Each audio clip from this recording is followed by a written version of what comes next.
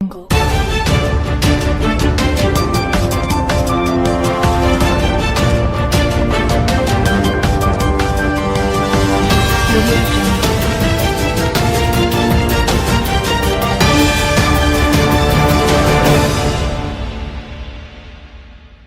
बिहार की राजनीतिक फिजा एक बार फिर बदलती नजर आ रही है। जहां एक और राज्य में चुनावी हलचल तेज हो रही है, वहीं दूसरी ओर एक नया चेहरा जो कि है प्रशांत किशोर, राजनीतिक केंद्र में तेजी से उभर रहे हैं।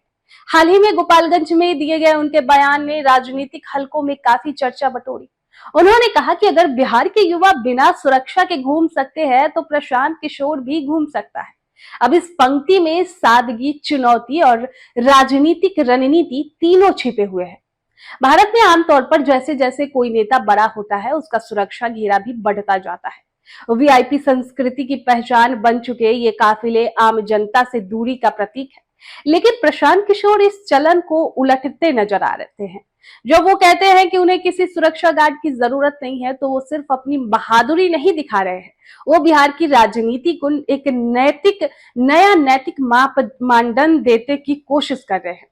ये बात केवल प्रतीकात्मक नहीं है। एक ऐसा राज्य जहां अपराध, माफिया और प्रशासनिक भ्रष्टाचार आम बात है, वहां बिना सुरक्षा के घूमना अपने आप में एक राजनीतिक संदेश है। मुझे जनता पर भरोसा है, बंदूकधारी सुरक्षा पर नहीं। पिछले 3 दशकों से बिहार की राजनीति कुछ जाने पहचाने चेहरों के इर्द गिर्द ही घूमती रही है। लालू यादव, नीतीश कुमार और केंद्र में नरेंद्र मोदी। लालू यादव की सामाजिक न्याय की राजनीति, नीतीश कुमार की सुशासन बाबू की छवि और मोदी की डबल इंजन की सरकार की बातों से जनता अब कुछ हद तक उब चुकी है। प्रशांत किशोर इसी राजनीतिक थकान के बीच खुद को एक नया विकल्प बनाने की कोशिश कर रहे हैं। अब उनका कहना है कि बिहार के लोग बदलाव चाहते हैं, लालू, नीतीश और मोदी से मुक्ति चाहते हैं। तो एक राजनीतिक थ्योरी नहीं, बल्कि जन भावना को भुनाने की कोशिश है। जनसुराज केवल एक पार्टी नहीं, एक आंदोलन के रूप में खुद को प्रस्तुत कर रही है। इसकी बातों में सुशासन, पारदर्शिता और जनता से सीधा संवाद प्रमुख है। प्रशांत किशोर की पदयात्रा, गांव-गांव जाकर लोगों से मिलना और अब सुरक्षा न लेने का फैसला, ये सभी कदम एक ग्रास रूट नेता की छवि बनाने में मदद करते हैं।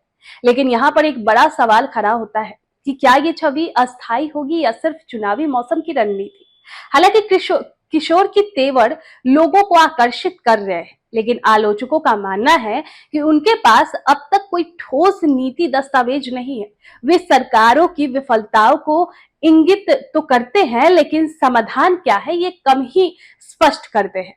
इसके अलावा वो बार बार नीतीश कुमार, भाजपा और लालू यादव पर निशाना तो साधते हैं, लेकिन जब उनके गठबंधन या समर्थन को लेकर सवाल पूछा जाता है तो वो अक्सर जवाब देने से बचते हैं। इससे संदेह पैदा होता है कि क्या उनका मकसद वाकई व्यवस्था बदलना है या सिर्फ राजनीतिक स्पेस हासिल करना।